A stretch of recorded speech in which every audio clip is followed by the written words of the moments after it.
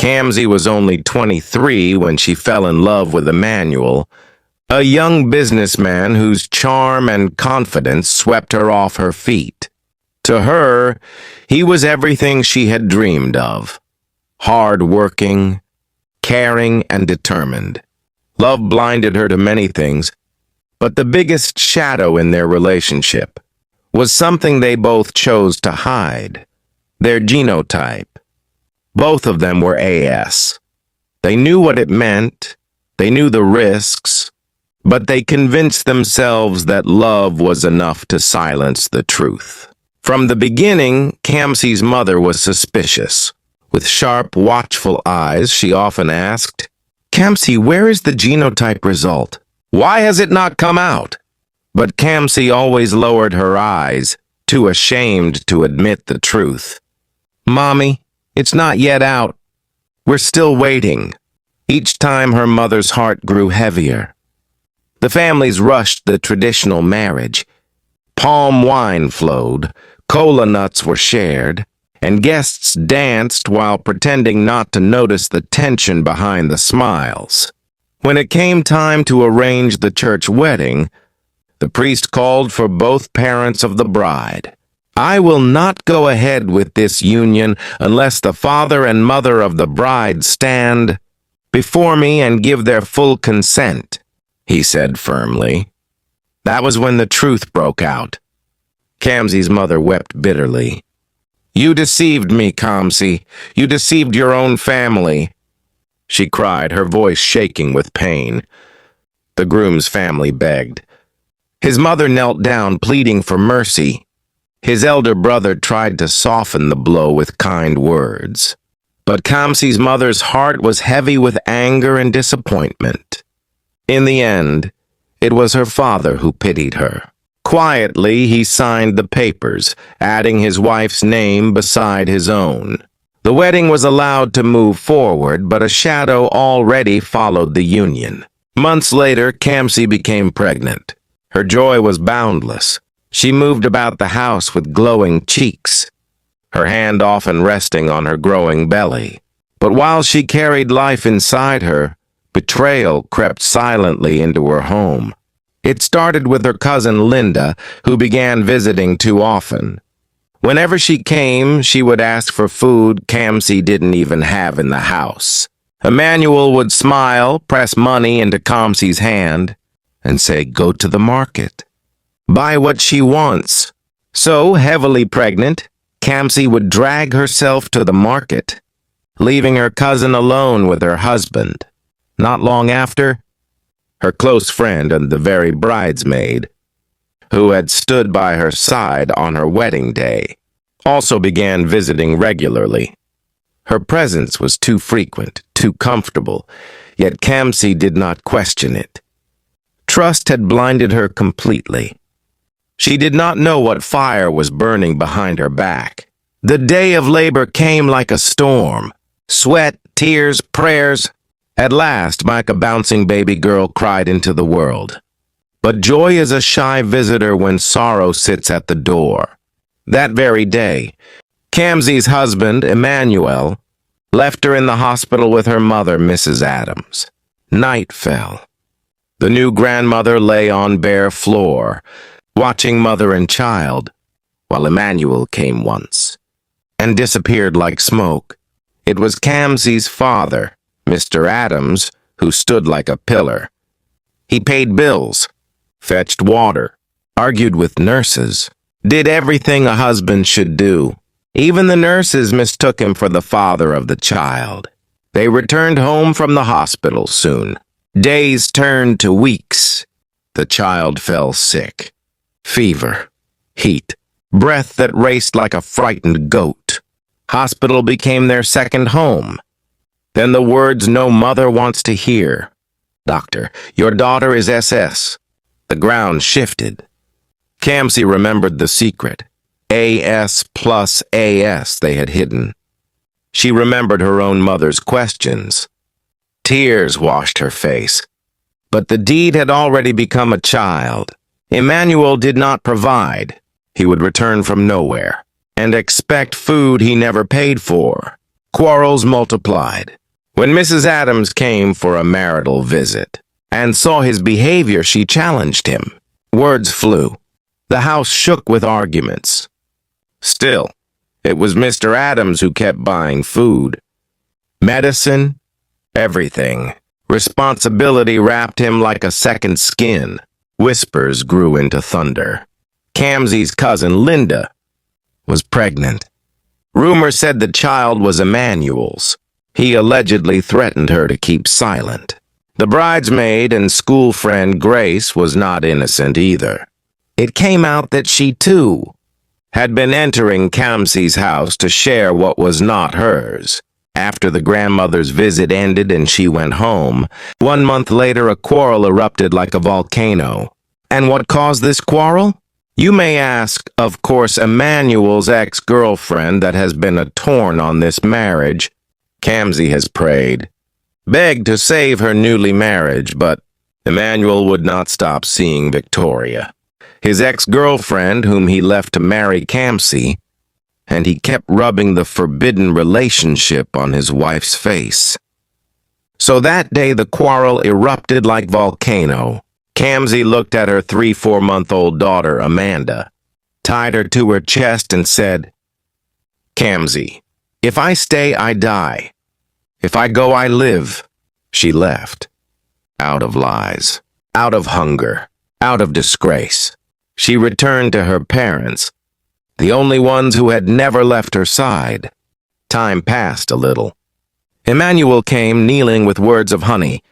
"Emmanuel, come back. You and Amanda, please." But Kamsi's parents said no. He returned with kinsmen, elders with gray beards and voices soft as evening breeze. They pleaded, they reasoned, they begged, yet the answer remained no.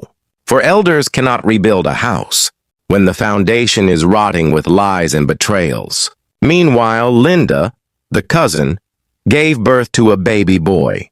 She named him after Emmanuel, for he could not deny what he had planted. That was the final straw. The path to divorce opened like a wound. Papers moved. The marriage that began in secrets died in the open for all to see. Yet even in separation, they allowed him to see Amanda. For a child must not be used to settle the sins of adults.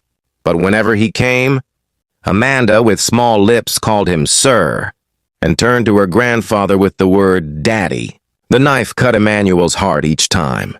He would leave with a smile outside, but inside he bled, blaming himself dearly. Life went on. Amanda, little warrior with SS blood, fought many nights, but Kamsi and her parents fought alongside her. Years later, Emmanuel left the state, chasing work far away. There, his siblings found him another wife. They planted a new tree on the field where they had uprooted the old. The woman bore him a son, and Emmanuel rejoiced, thinking the heavens had opened again. But my people, when a man laughs too soon, he forgets that destiny still keeps its accounts. Kamsi remained single, raising Amanda with love, with discipline, and with the wisdom of scars. From far away, Emmanuel began to call again. He would check on Amanda, send little support, and his tongue grew soft. His heart leaned back to the past. One day he whispered with trembling lips, "Emmanuel, let us run away to another country. Start again, you, me, and Amanda." But Kamsi refused, for truth had finally become her compass, and the sight of Amanda's daily struggle was already a thorn in her spirit. Emmanuel lived in a distant state, far from his new wife and son, working his trade alone. And one afternoon the storm came. Amanda, the first daughter, lay on her mat, her fever blazing like bushfire. Her small body shook like a leaf in Harmattan wind. Neighbors rushed in. Her mother wailed. Her grandmother tore her wrapper and fell to the ground. At that same hour, far away, Emmanuel himself collapsed in his room, convulsing, foaming, trembling. His neighbor burst down the door, carried him to the hospital in confusion. One rope, one unseen hand, father and daughter tied together, pulling, twisting in the hands of fate. Back in Mr. Adams's compound, chaos scattered the air. They carried Amanda into the car, her small body limp in their hands.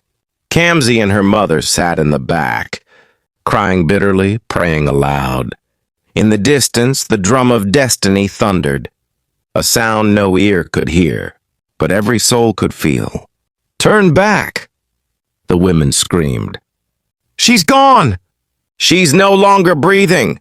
Mr. Adams stopped the car, his eyes wet, his hands shaking like dry leaves in storm wind.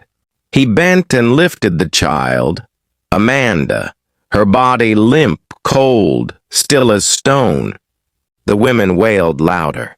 Passers-by gathered, whispering, stretching necks.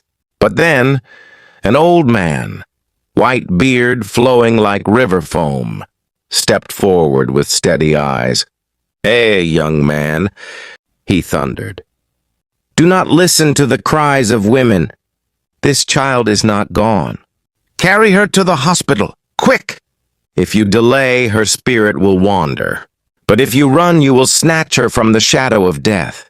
At once, strength returned to Mr. Adams. He laid Amanda gently back, wiped his face with his trembling hand, and sped the car like a hawk chasing prey. And my people, that child. Amanda was a warrior. She wrestled with death itself. She walked the line between earth and spirit, her small body shaking under the weight of fate. But God himself stood at her side. And when the doctors touched her chest, when medicine entered her veins, when prayers wrapped her like cloth, Amanda rose again. But 3 days later, news broke like thunder on dry land. Emmanuel, her father, did not. Far away in the strange city where he had labored alone, his body gave up its breath. They carried him home in silence, and mourners poured into the compound like floodwater. His new wife wailed, clutching her baby boy to her chest. His siblings beat their chests, crying loudly in daylight. But at night their voices softened into whispers, circling his wealth like vultures over fresh meat. At the burial, palm fronds marked his grave. And in the midst of it, little Amanda, barely 5 years old, walked forward. She looked at the mound of fresh earth, her small lips trembling. Her tears rolled down her cheeks as she said in a soft, broken voice, "Daddy, goodbye till I see you again. I love you." The mourners could not hold themselves. Their wailing shook the skies, for nothing pierces the heart like a child's farewell. But my people, the story did not end in the grave. One night, Chioma, Kamsi's younger sister, lay in her sleep, and in her dream, Emmanuel appeared. His shadow loomed tall, his voice rolled like thunder over hills. "Tell my mother, I have 4 children, but only 2 are known. My wealth must go to my daughter, my son, and my wife. Let my siblings stay away." Chioma woke trembling, her breath fast, her hands cold. She ran to her mother, her words spilling like hot oil. The old woman listened and nodded slowly, wisdom heavy in her gray hair. For she knew that when the dead speak, it is not for play. At once, Chioma was sent to Emmanuel's mother. She delivered the message with fear in her voice. But the old woman asked, "Where are the other children? He must make them known, otherwise how shall the world believe?" Chioma, weary, lifted her hands to the sky and cried, "Emmanuel, if you see me, know that I have carried your words. Trouble me no more. But men, my people, are greedy like ants over sugar." For 2 years after the burial, Emmanuel's siblings dragged the widow to court. The same siblings who had chosen the wife for him, now turned like hyenas, tearing at her flesh, all for the man's wealth. But the widow was not a lamb. She fought like a tigress for herself and her son. And Kamsi, too, though scarred by betrayal, stood like a wall for her daughter's inheritance.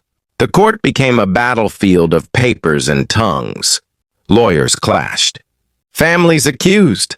Judges listened with weary eyes. But truth, my people, is like the sun after long harmattan. It cannot be hidden forever. In the end, judgment came. The wealth was divided. Amanda, the daughter, received her portion. The son, being male, was given the larger share. The new wife, her due. Even the man's mother and siblings were not left empty. So Kamsi and her family took Amanda's portion, locked it safe in a fixed account, waiting for the day the little warrior would grow and stretch her hand to claim it. And Kamsi? She walked on with her daughter, her family by her side, no longer bowed, no longer broken, but carrying the quiet peace that comes when destiny itself rises to fight for you.